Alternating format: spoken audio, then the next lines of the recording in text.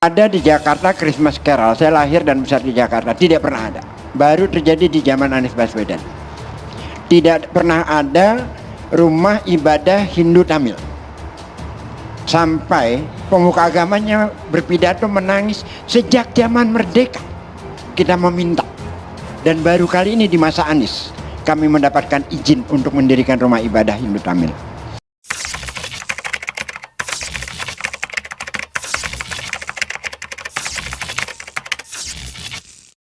Baswedan seharusnya bisa memanfaatkan masukan kritis dari PDI Perjuangan itu untuk keuntungan dirinya. Apa saja yang bisa dilakukan? Misalnya menyambut masukan kritis itu dengan solusi yang baik. Yang kedua dengan program yang baik, dan yang ketiga dengan policy yang baik. Justru dengan ada masukan kritis, maka kepala daerah punya panggung tuh untuk menjelaskan program-program apa saja yang telah dilakukan untuk rakyat, untuk masyarakat. Yang membuat rakyat itu merasa nyaman, merasa cinta dengan lingkungannya. Ini yang harus kita dorong, dan Pilkada DKI masih lama 2024, PDI Perjuangan tidak pernah kekurangan calon-calon pemimpin termasuk calon gubernur dan wakil gubernur DKI karena proses kaderisasi itu terus-menerus dilakukan oleh partai. Jakarta ini sekarang Pak Anies sudah memang hebat, saya akui memang sudah hebat, udah agak macet, terus transportasinya udah tertata rapi, dari Transjakartanya udah rapi sekarang dari Semang dulu. Mungkin kalau pedagang ya, mungkin lebih cenderung menurun ya. Dari ramenya itu dari tahun 2012 sampai 2019. Itu lumayan rame.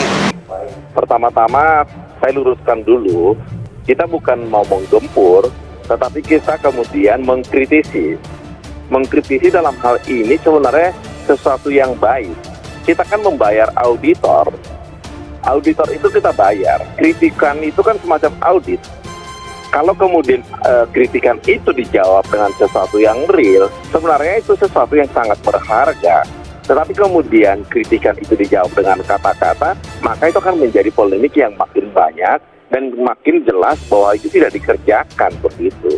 Jadi kita tidak dalam artian menggempur, bahwa kritikan itu datang, ya tanggapi saja dengan kerja nyata begitu, bukan dengan narasi. Karena kalau kinerja itu kan mesti real, apa yang kemudian dilakukan. Sekarang silahkan aja buktikan apakah ada, kenyataannya kan tidak ada. Sekarang saya katakan nih, kita bicara yang terbaru saja. Bagaimana dengan sumur resapan yang katanya untuk menjauh banjir? Berapa banyak kemudian yang bermasalah, dan kemudian berapa banyak orang yang kemudian menghindari itu karena takut kecelakaan?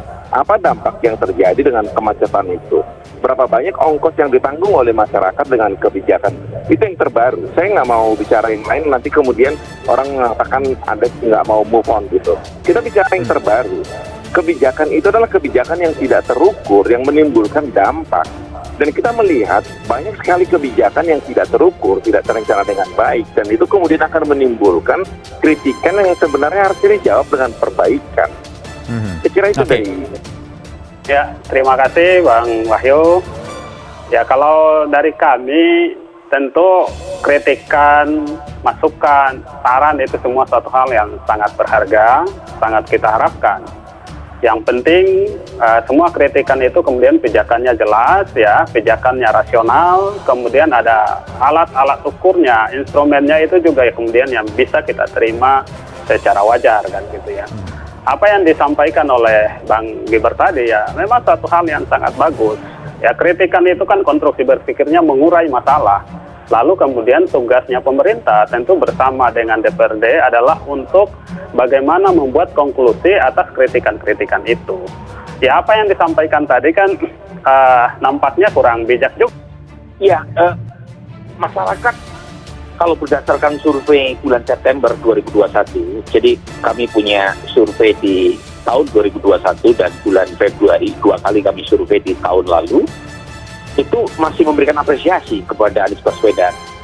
Jadi masyarakat proporsional sebenarnya, ada bahan kritik keras misalnya dalam soal penanganan banjir, tetapi overall approval rating Anies Baswedan mencapai 75%, di bulan September, saya nggak punya data terbaru, tetapi setidaknya pada bulan September tingkat kepuasan publik masih cukup besar, 75%. Nah, ini kalau kita lihat data, jadi opini publik, opini warga masih menunjukkan kepuasan terhadap Anies Baswedan, meskipun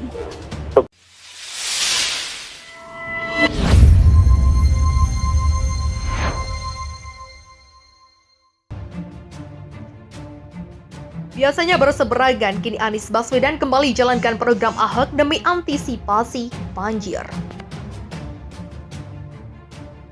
Anies Baswedan sudah hampir 5 tahun menjabat sebagai Gubernur DKI Jakarta. Sejumlah kebijakan sudah diterapkan oleh Anies Baswedan. Kini yang terbaru di akhir masa jabatannya Gubernur DKI Jakarta, Anies Baswedan berencana kembali menjalankan program warisan Gubernur Basuki Cahayapurnama alias Ahok, yaitu normalisasi sungai. Kepala Dinas Sumber Daya Air DKI Yusmada, Faisal mengatakan, ada 7 kelurahan yang menjadi prioritas program penanganan banjir yang menjadi andalan Ahok ini. Ada 7 kelurahan yang menjadi prioritas ditangani di Ciliwung itu, yaitu Cawang dan Rawajati. Kemudian ke depan ada Kebon Baru, Manggarai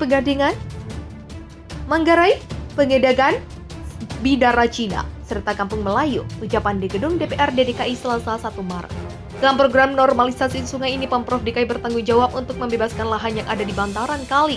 Sedangkan pengerjaan normalisasi itu sendiri akan dilakukan pemerintah pusat melalui Kementerian Pekerjaan Umum dan Perumahan Rakyat. Anak buah Gubernur DKI Jakarta Anies Baswedan ini pun menyebut pembebasan lahan di 7 kelurahan prioritas itu akan dilakukan dalam waktu dekat. Ini bertahap ya, karena ada kendala soal administrasi. Banyak yang keberatan dan itu butuh waktu, butuh proses, begitulah katanya.